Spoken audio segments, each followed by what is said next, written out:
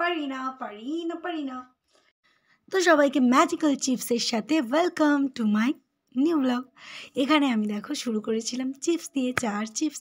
তো তোমরা কে কে চাও ভালোবাসো খেতে সেগুলো বলবে। আর এই দেখো আমার হাতে চলে এলো তিনটি পার্সেল, যেখানে ছিল কি চিয়া সিডটা আমার প্রয়োজন হয় না, তাও তোমাদের কী জন্য সেটা পরে বলবো, আর কি খেলে কী হয় সেটা বলছি। আর এখানে আমি রেডি হতে বসেছিলাম বিকেলবেলা, কোথায় বেরু যাবো সেটা।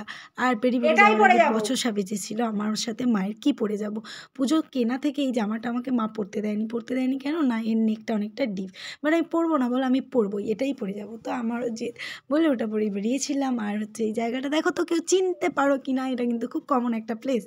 আর চলে যাচ্ছিলাম প্রচণ্ড ভিড় এড়িয়ে কোথায় এলাম আর কারো বুঝতে কিন্তু বাকি নেই। গরম গরম জিলাপি, বাদাম ভাজা, এই সমস্ত কিছু পার করে কোথায় আবার কোথায় আনন্দময়ী মা উলুবেড়িয়া কালীবাড়িতে, যেখানে লাইটিং আলোকসজ্জায় পুরো ভরপুর, একদম আনন্দ।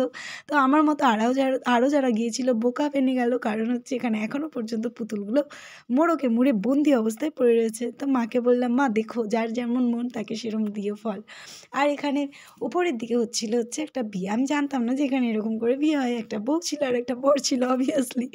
আর এখানে কিন্তু রেজিস্টার করতে হয় আগে থেকে, তবে গিয়ে বিবাহ হয়, পালিয়ে বিয়ে কিন্তু এখানে সম্ভব হয় না।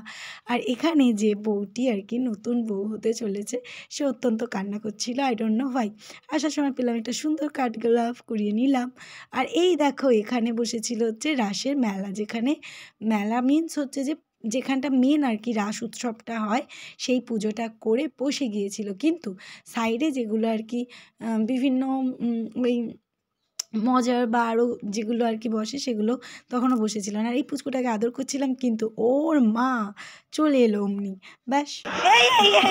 এই দেখো এখানে আমি না ভয় পেয়ে গেছিলাম, ও আমাকে আদর করার জন্য আমার ঘাড়ের উপর আর কি উঠে পড়ছিল। তো বাদাম ভাজা নিয়ে আর এখানে কোথায় যাচ্ছিলাম দেখো। তো এটা কিন্তু আবার খাবো আমি বলে দিলাম, বাট নতুন নামটা পাল্টিয়ে কী হয়েছে সেটা বলো। একটু সন্ধ্যার দিকে হয়ে গিয়েছিল বলে ভিড় কম ছিল। আর এই সাইডটা বসতে আমার খুব ভালো লাগে, আমি যখনই যাই এখানটা করে বসি। আর মুখের হাসিগুলো এরম করেই ধরা থাক, আর মন থেকে হাসি যখন হাসে মানুষ, সেটা আলাদাই গ্লো দেয়। তো ওটা আমার মন থেকে হাসি ছিল। আর দেখিয়ে দিচ্ছিলাম তোমাদের যে তোমরা এখানে আসতে পারো, সন্ধ্যাবেলার অ্যাম্বিয়েন্সটা খুব ভালো লাগে, খুবই ভালো লাগে, দারুণ লাগে। তো খাবার অর্ডার করেছিলাম বাড়িতে নিয়ে আসার জন্য, কিন্তু তার আগে ওয়েটিং লিস্টে যে থাকাকালীন আর কি খেয়ে নিয়েছিলাম একটু গরম গরম পকোড়ার। টেস্টটা ছিল জাস্ট ওয়াও ওয়াও ওয়াও। আমার মনে হয় ভাগে কম পড়েছিল, ওই জন্য মুখটা ওরম বেজার হয়ে গিয়েছিল। কেউ কি নামটা দেখতে পেলে আমাকে জানিও, কিন্তু আমি জানি না কেন সুইগির ট্যাগটা এখানে লাগানো ছিল, ঠিক আছে। আর নামটা কি হয়েছে পাল্টিয়ে আমাকে বলো। খাবারের মধ্যে ছিল রাইস অ্যান্ড চিলি চিকেন।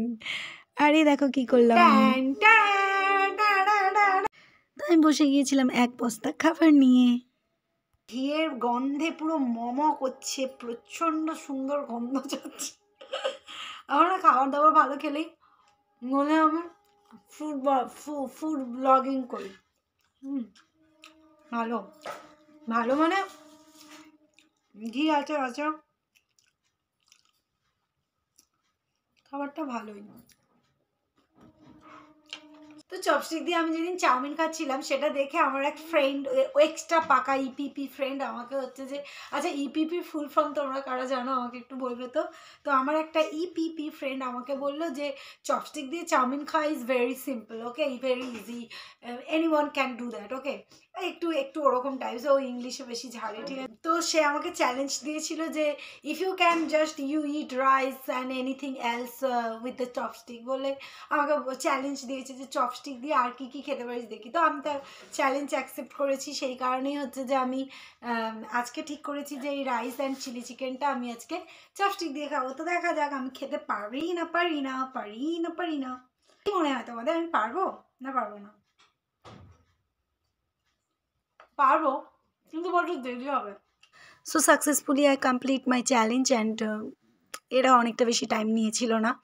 আর একটাই কথা তোমাদের জন্য বলবো যে লাইফে দুঃখ পাওয়ার অনেক সময় আসবে, বাট হ্যাপিনেসটা অল্প জিনিসের মধ্যে খুঁজে নেওয়ার চেষ্টা করো, দেখবে life is very funny and very funny, it's will be.